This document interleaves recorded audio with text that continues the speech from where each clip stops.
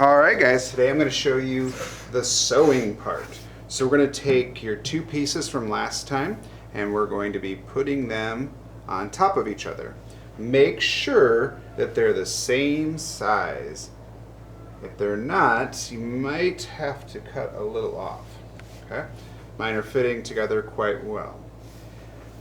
Down here on the bottom, I'm going to do two little lines. So I'm going to put a line right here and right here. There's going to be a gap where I'm going to sew all the way around, and this is where I'm going to push my stuffing through. Okay, so I'm going to start right here and work my way around.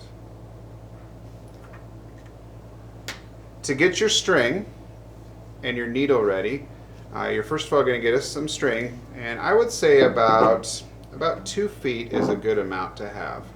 If you go with too much string, sometimes you'll get it all knotted up. After that, to thread our needle, you're going to take your string and you're going to put it through that little eye hole there. Now, if you have trouble putting it through, you can use one of these little pieces of paper and you just slide it inside the paper and then you squeeze it tight, and then the whole paper is going to go through the eye hole there.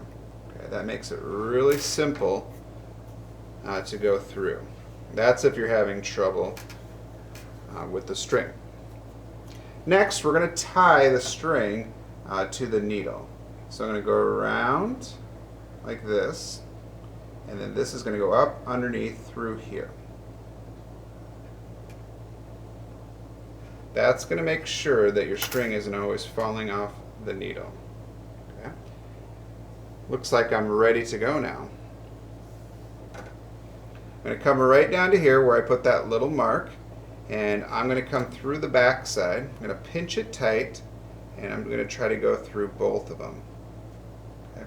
Sometimes it can be a little tricky and a little hard to get through, so you got to kind of press it hard and make sure that your fingers aren't on the other side, because that could hurt.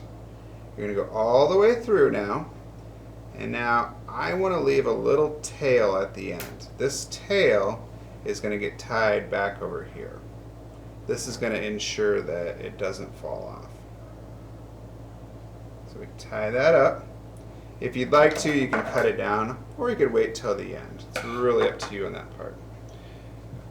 Next, we're going to do a stitch that's going to go around the outside. So I'm going to stay on this one side, on this back side here, and it actually goes around the edge. This is going to create a nice tight stitch around the edge so that stuffing doesn't fall out. There is another stitch called a running stitch that I can show you guys. That's just a simpler one, but this one works a little bit better on the edges just to keep that stuffing from coming out. Now, as I'm doing this, the width that I'm doing, you've got to keep your stitches tight, guys, because if they're not tight, and if you try to go too quickly, that stuffing's going to come out. So please slow down when you do this. Slow and steady is best. So I'm just going a little bit over each time. And once you get the hang of it, you can go a little bit faster, making sure you're keeping your eye on where you're poking it through. And you just keep going and going and going.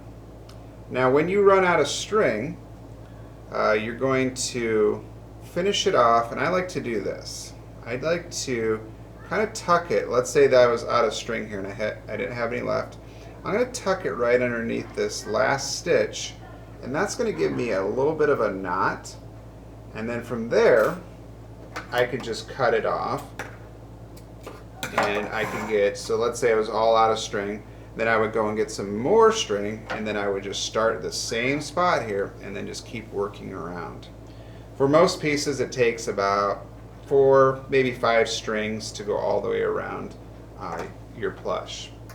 Alright guys, hope that helps you getting started today, and good luck.